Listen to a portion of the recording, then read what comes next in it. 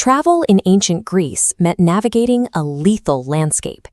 The overland roads were dominated by highly specialized killers, each using their own unique, horrific execution methods to trap passing travelers.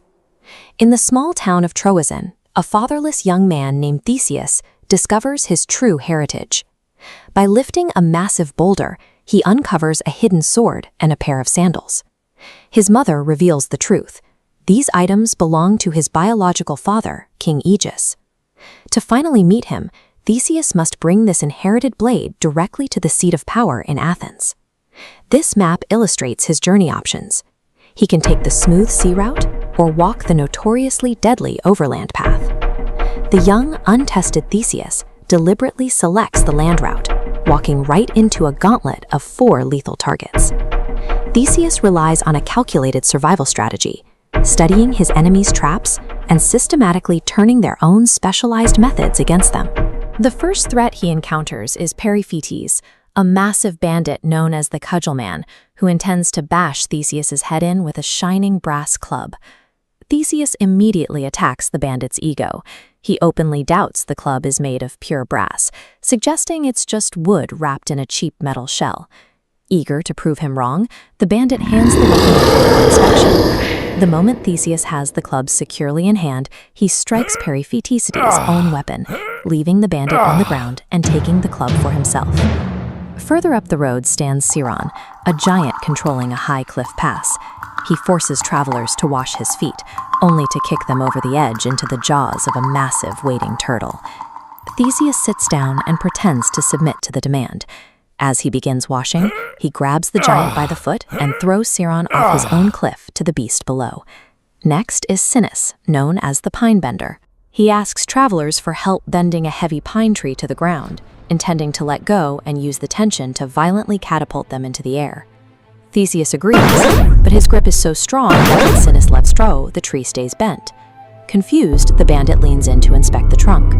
Theseus releases his hold, letting the tree snap up to knock Sinis unconscious, before finishing him off using 4 bent trees to tear him apart. Finally, as night falls, a man named Procrustes offers Theseus rest on a magic bed that supposedly adjusts to perfectly fit any guest. This diagram shows the trap hidden in the design. Procrustes forces the fit manually.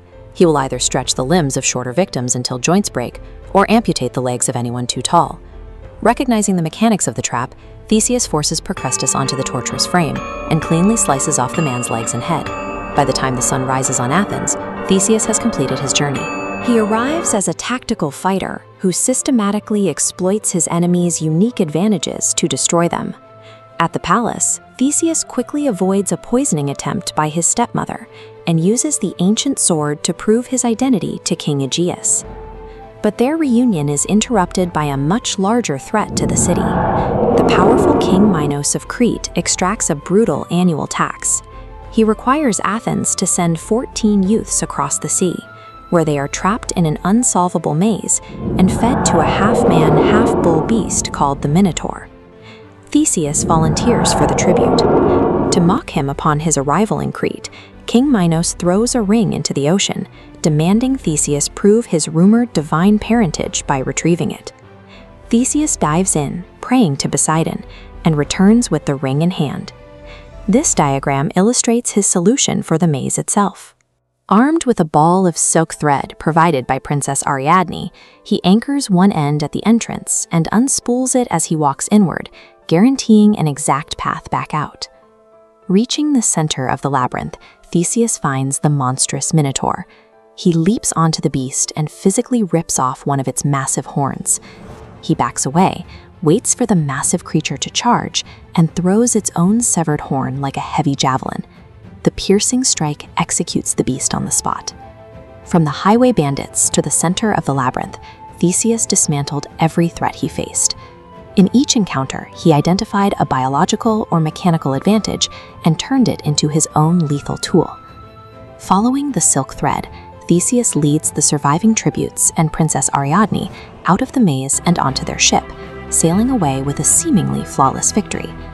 But during the journey back, the god Dionysus appears to Theseus in a dream. The deity gives a strict command. Theseus must abandon Ariadne on an isolated island before returning to Athens. Theseus obeys the divine order, leaving his future queen behind.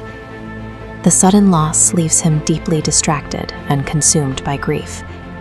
In his grief, he forgets a crucial promise. Before leaving Athens, King Aegeus had given him one simple condition. If he survived, he needed to swap the ship's mourning black sails for white ones. The sails remain black. Back in Athens, King Aegeus stands vigil atop the high cliffs, scanning the horizon.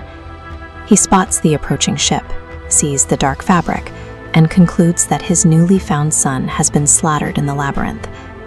In total despair, the king throws himself off the rocky cliff into the churning water below, now known as the Aegean Sea. Theseus successfully navigated every lethal trap set by bandits and the maze's monster, yet he failed at a single requirement of memory. He returned to Athens a hero, only to discover that his oversight cost his father's life.